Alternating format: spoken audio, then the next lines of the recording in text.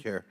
Some of my friends on the other side of the aisle, including the ranking member, began sanctimoniously to say, we don't want to politicize this issue.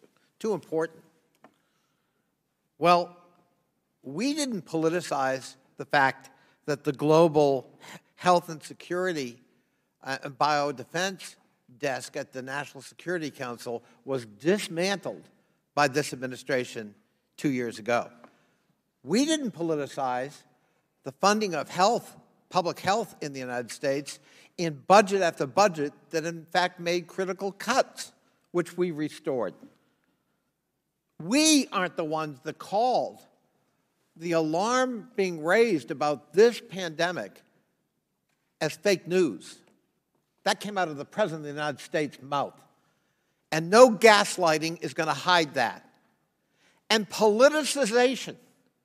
When the President of the United States finally did go down to CDC, with you, Dr. Redfield, he appeared wearing this hat, a campaign hat, in the middle of a crisis. We will not be lectured about politicization, and all of your words and sanctimony will not cover up the fact that this administration was not prepared for this crisis, and it put lives at risk, American lives at risk. We didn't have the tests we needed. We didn't have the diagnostics we needed.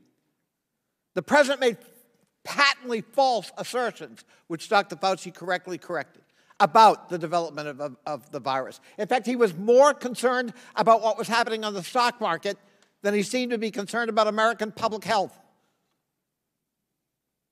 And that's shameful, and you can't cover that up.